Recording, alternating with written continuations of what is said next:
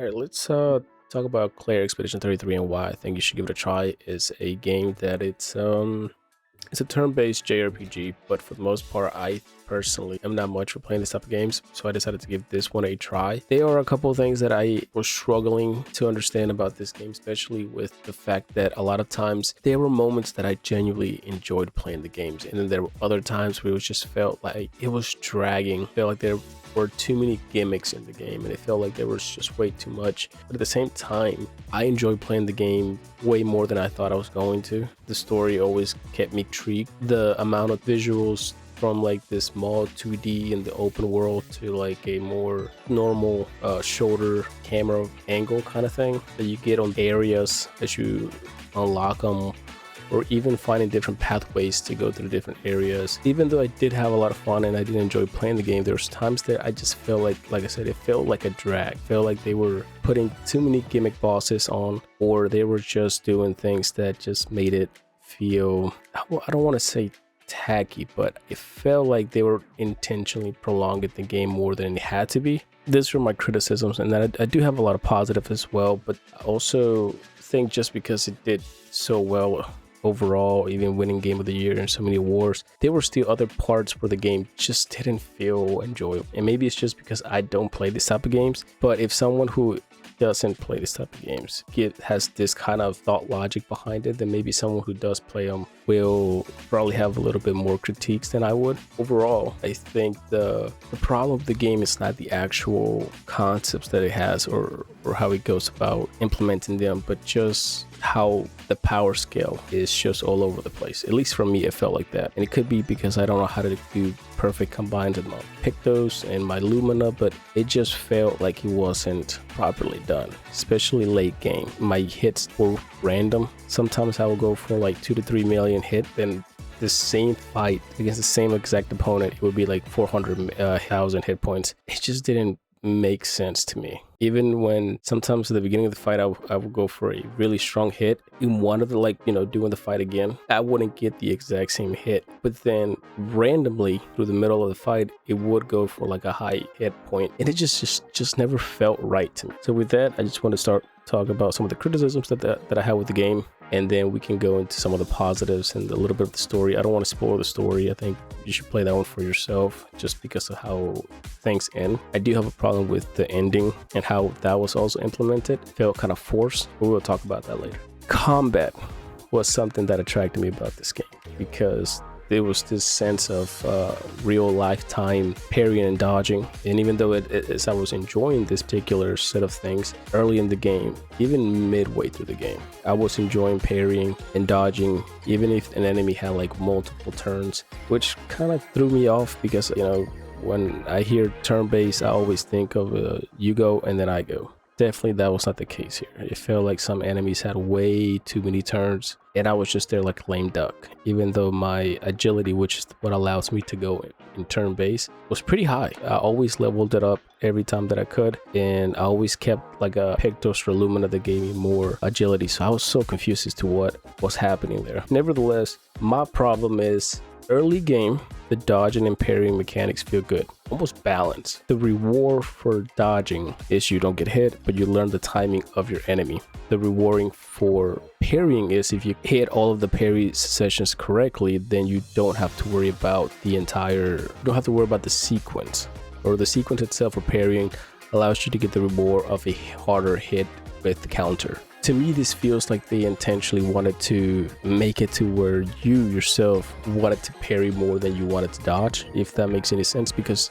you are dodging or you're parrying more than you're dodging because that's more rewarding than parrying. Even if you put Pictos and Lumina that's going to allow you to get dodge attack points, you can do that with parrying. So you could easily apply the exact same Lumina that gives you dodging attack points to your parrying, and then if you get the timing right, practice your timing, then you're just going to be able to do double damage. Now, like I said, once you understand the parrying, dodging, or dodging itself kind of becomes second nature. You really don't even have to do it because it's just how overpowered parrying is. It takes away from the actual usage of dodge. And I feel like that's counterintuitive, that dodge makes more sense in a live game than a turn-based game, at least for me, because you miss a lot of the actual points of a dodge. Dodge, you can move around almost like a Dark Souls kind of game. Here just serves for learning the timing of your enemy. That could easily take away from the actual enjoyment of a perfect dodge like you would in a Dark Souls game, where rolling or evading an enemy feels enjoyable while thrilling because you're not actually wasting time dodging things you don't have to, you know. Parrying in those games feels rewarding because you perfectly timed that attack. Here it just feels rewarding because you learn the pattern of an attack that pretty much gets told to you as you're in combat. And that, once I realized that that was happening as well, the AI tells you, hey, we're gonna attack you for 4 or 5 hits, or we're gonna heal, or we're gonna do this. It loses a little bit of the enjoyment because you're trying to guess what the opponent is doing, right? That's the whole point of like a fight, is that you're just guessing, and that's what keeps you intrigued, is like, what are they gonna do next? Instead here, the computer just tells you, hey, we're gonna hit you. And I played the entire game on extreme difficult. Sometimes it felt extreme, but for the most part it felt super easy, even in the early game, just because of the actual thing that was happening with parrying. The combat can be enjoyable. That's the thing to me, is that early game in the second act, halfway through that, it feels very enjoyable, just because you are able to parry, dodge, and you're capped at a certain damage limit. Enemy feels like they're also at that damage limit too. Once that second half comes around, it just feels broken. The enemies have insane health pools, insane gimmicks that rely heavily on your dodging, parrying. Like I said, that's not it's one of those things where like the damage just, to me, just felt so all over the place. Especially in the second half, I just felt myself in these battles that were either prolonged, very gimmicky, super spongy enemies. Either they didn't have a gimmick, but they were loaded with health, or they would have they had way too many gimmicks, whether it was self-healing, shielding up, taking your attack points, just parrying, just dodging. Some were fun, I'm not gonna lie. The majority of them were just annoying. It just felt like, I was like, supposedly a turn-based game, and yet in those exact points they would have, and one of those guys would die, they will go 1 2 3, they'll kill one of your enemies or one of your teammates, go again 1 2 3, and if they kill another of the teammates, then they go again 1 2 3, which reset your attack time. And if you heal one of your teammates, then they get another set of turns. I was like, what is, like I said, it just felt so bad play gimmicks like that. The other thing that I have a problem with, this could be a skill issue for sure.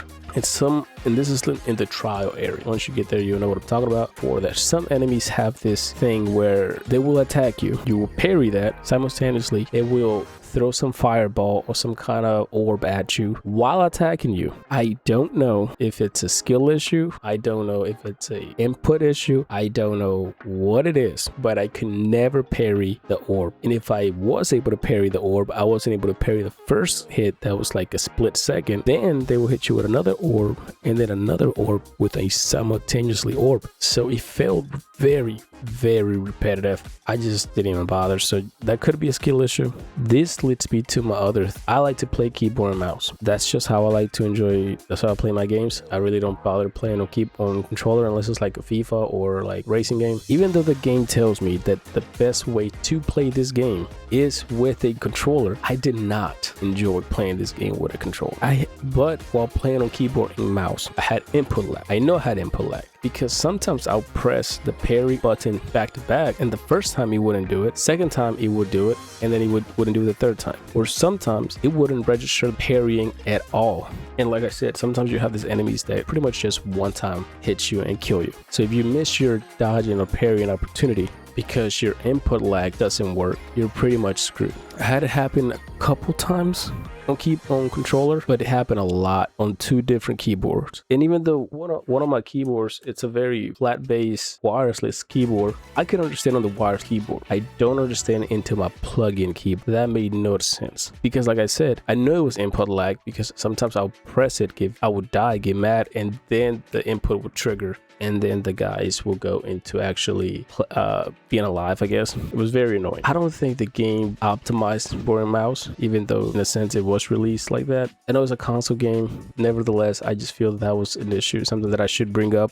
since it happened to me a lot. And it's frustrating since you are, in a sense, fighting and you fighting these enemies that get 6 hits on you, and they'll go 4 or 5 turns. And if you mess up one of your inputs, you're pretty much screwed.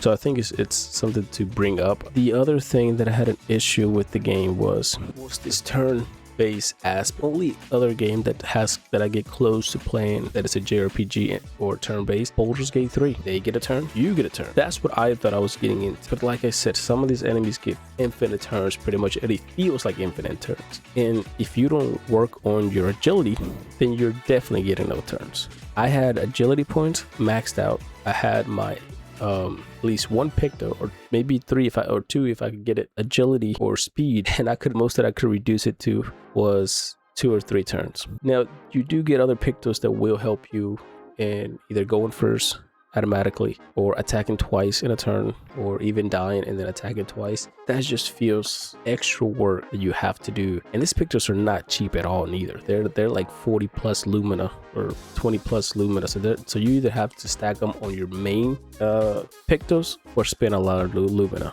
which I just think it's one of those traits in, you know. For the most part, I didn't have too many performance issues. Traveling the open world, everything rendered pretty well. I didn't really have that many issues with like crashes or stuff like that. And I sure didn't have any issues with battles not loading. So I never had an issue like that. With that being said, the skill and damage output that I had with the game, here's one thing that I do want to criticize. Once you get past the second turn or the second half of the game and you unlock the max damage, there is a huge difference in your damage. You can go from making 10,000 damage, let's put it, that is the cap, to infinite amount of damage that you can collect. I personally, like I said, I felt like my damage was all over the place. Not like the fact that if I would go to a different area, I'm not paying attention, enemy gets nearby, triggers the fight, and you go into the little animation that it does. I did not enjoy those. Once again, it felt prolonged, felt useless because they didn't give me much XP. They were pretty much just one hit, and sometimes they will go first, attack, and I'll miss parry or whatever.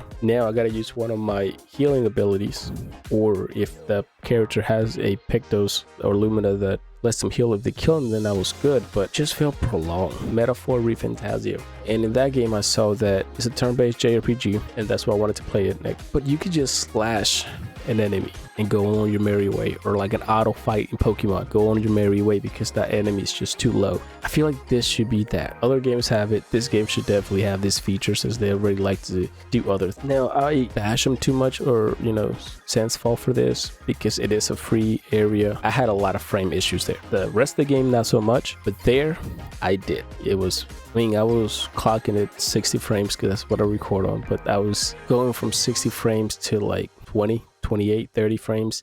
I mean, it was heavily dropping and then it would trigger the input lag so much, and it made me dizzy. Just rushed for the remaining of that. Didn't bother exploring it. It had good Pictos and Lumina, but I couldn't. It made me sick, made me dizzy. For me, it was not well optimized. So that's just something to look out for. It was cool to see that area just because of this. It connects back to the story, but man, it was bad. With that being said, I think that's way too much of bashing the game.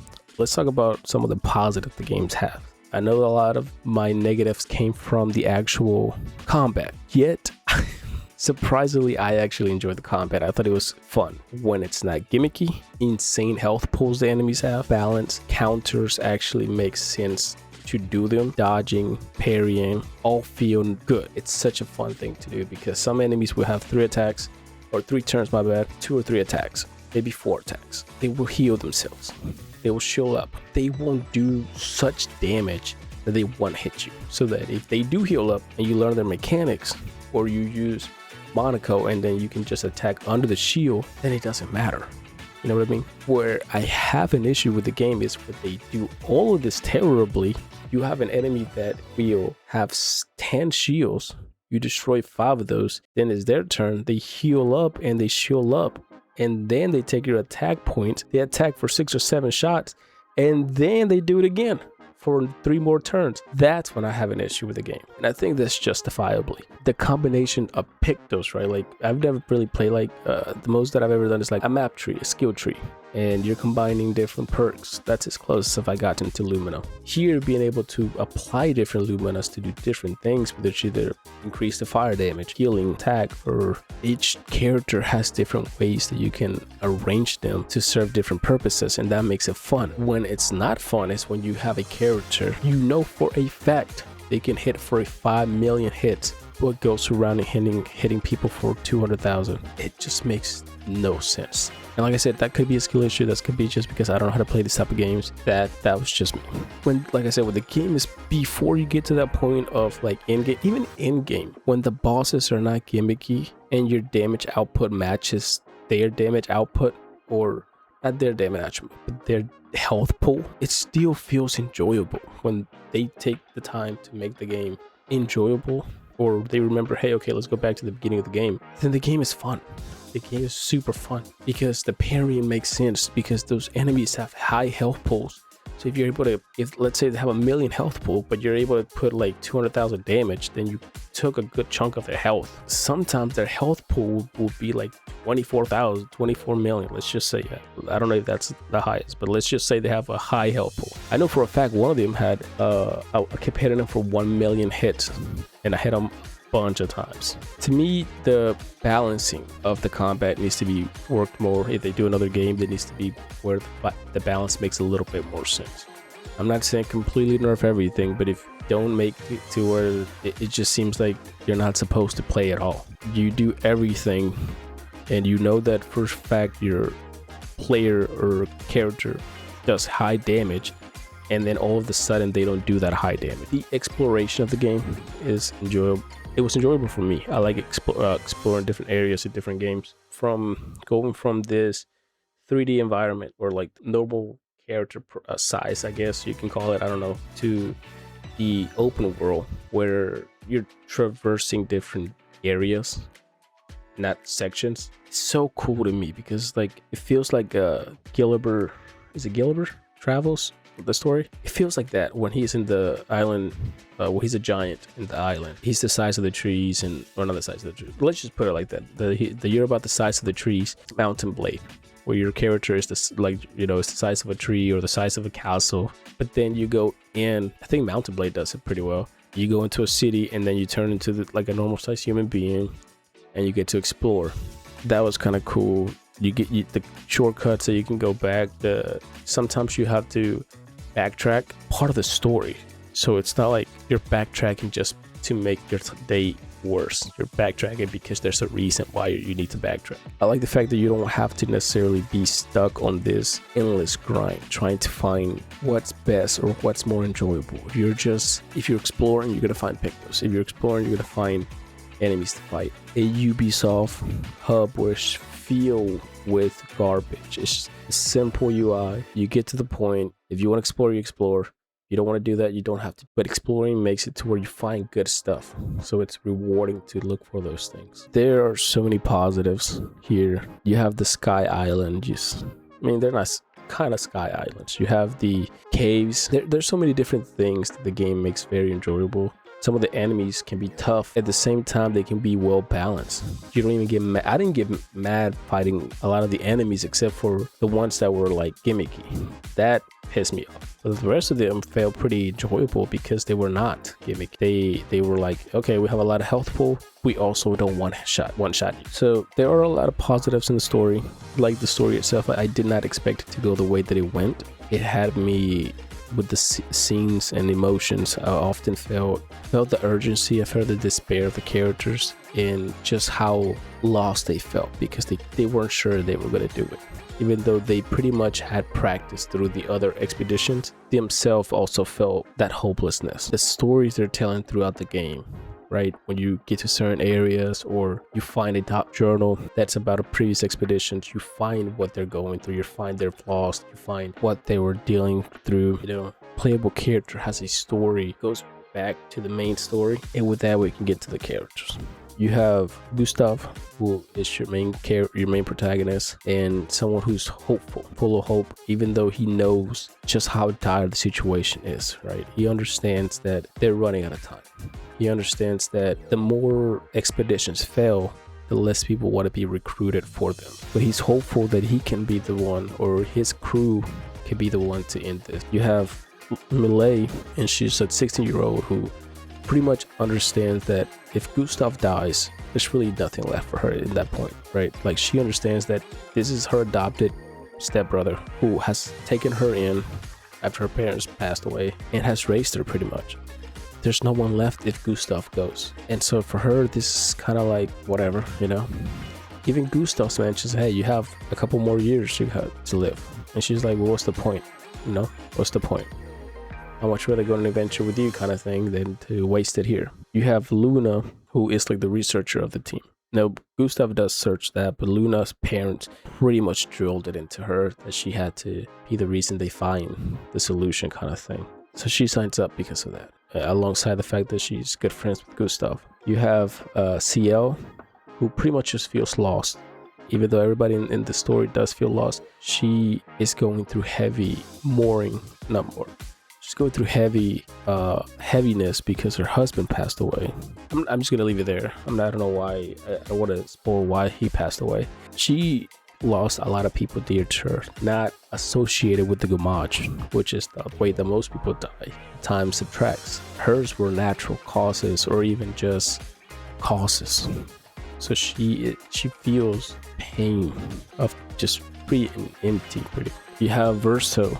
I personally hated Verso, especially how he got him, but you grow to appreciate his character, his flaws, his secrecy, and his fears of what's happening at the moment. And yet, the more you play with him, you're gonna realize he's just a piece of shit in some points. And yet, he's a character worth playing with because he's just that. There's just so much about his character that you don't see on a first playthrough. I mean, there's a lot to talk about Verso, trust me. There's a lot to talk about Verso. I just don't, like I said, this is kind of one of those things where you want to play the story, get to that point where you discover it on your own. Then you have Monaco. There's a lot about Monaco, but for the most part, he's just a companion loyal to Verso. And that's the simplest way that I can put it. He's lost a lot of his own Jestrel's friends. They're not as lost as, but he's loyal to Verso no matter what. The story's a little bit it's very emotional. It's well written. There are scenes that are very powerful that will captivate you, and you just kind of want to keep playing to see what's going to happen next. The story takes a twist that I personally did not see coming, which was kind of refreshing. I don't think I've seen many stories that do what they did with their ending. You do get to feel the weight of what's happening from the first act. Second act is very strong. Third act feels like a particular way to ask yourself, hey, what am I doing to fix this? This game has two endings. I don't think it needed two endings.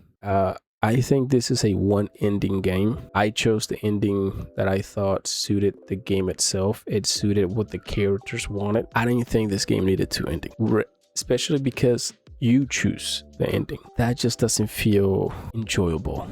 Many games that have choice based, right, is because they're trying to make you go a certain pathway so that they can create the ending for you that you earned. This game is like, here's the options, you choose the option, instead of like, hey, you know, even if it's like micro picking, right? So you pick this, so we're gonna give you this ending, or you pick this, so we're gonna, you know, it's just one of those where the game does not feel like it needed two endings. It feels like it had one ending, and then they went back and backtracked. Like, we need to have two endings. You didn't have to. Most of the game is linear anyway, so why would you change the ending? That's one of my pet peeves with Clair Expedition 33, is that it didn't need two endings. It didn't. It needed one ending, and that's it. It's already a linear game. Stick to your linear ending. You chose that. You didn't even give us an option to choose a second ending, so why would we have it? I think Red Dead Redemption has done this great in 1 and 2, where 1, you really don't even have a choice. 2, you kind of have a choice because of the honorable system, right? If you do good deeds, you get the good ending. You do bad deeds, you get the bad ending. If you stay in the middle, there's a different, I think that's a different, I think it says 3. But it feels earned because you either strive for the good path or you strive for the bad path without having to make the decision yourself. The game is like, okay, you're going the wrong path, we're going to give you the wrong ending. You're going the right path, we're going to give you the right ending. It's one of those things, you know. With that being said, this video is going long enough. I enjoy playing this game. When the game hit, it was hitting. when the story and the game or when the story was hitting, when the combat was hitting, it was hitting good, man. When all three, the story, the gameplay, and the combat were coming together, it was enjoyable. Some of the enemies were definitely not overpowered, but overly heavily spongy, especially boss fights that were not boss, they were side bosses who were more difficult and more stronger and more full of health than the actual in-game bosses. I didn't like that at all. I mean, if you're fighting DLC Radahn, right, he's supposed to be stronger than base Radahn. It wouldn't make sense for base Radahn to be stronger than in-game Radahn, for Malenia to be stronger than in-game Radahn, right? Like, you see all the lights, it shows, and all these different things. It just doesn't make sense. But with that being said, I think if you're someone like me who has never played a JRPG or played one or twice, I think this is a good game to start in. It's not heavy on the functions of a JRPG. It's very basic. Doesn't take a lot to learn. You get a good story. When the combat is hitting, it's hitting good. There's more positive than negative, I would say. And maybe you won't have some of the issues with the input lag or stuff like that. But at the same time, I don't think the game really knows what the hell is going on anyway. So, like, I think you should give it a try. I think it's going to make it to where you want to play other JRPGs. Maybe something like Metaphor ReFantazio or the Persona games, Final Fantasy games. I hear good stuff about those guys, and they have but maybe more complex systems. This is kind of like the simplest way, I would say, because it's not overcomplicated. Like, they don't overcomplicate the stuff, but some things, yeah, I'm not gonna lie, some things they do complicate them. That's just, me saying that to you. So yeah, hey guys, like I said, this is just, if you get it for a discount, or if you can just get it, let your buddies let you try it, I think this is a good choice. This is honestly a good story, good game. It has flaws like any game, but the fact that it's done by a small studio, they give you a whole area of the game for free. That could probably spend about 2-3 hours in after the base game or before you finish the base game. I think that's pretty good. I hope that next game they can fix those issues with their combat, because balancing the game would make the game more enjoyable. And I don't even mean balancing the game in the sense of like, oh, nerf everything. I mean, like, you don't need a character to do so many attacks, or maybe you want to, but balance how they attack the attack sequences, I guess, or the turn sequences. Instead of giving an enemy 7 turns, make it to where you actually get a turn in between. I don't know. It's kind of hard for me to even put that out there, because I genuinely don't know how these games work, or what the average game of these work. So that makes it hard for me to choose. Anyways, guys, if you like the video, do give it a like, subscribe. Helps me out a lot and helps the channel out a lot. I'm going to be doing more Space Marines and Helldivers now that I have freed up some time, and a couple reviews as I play different games.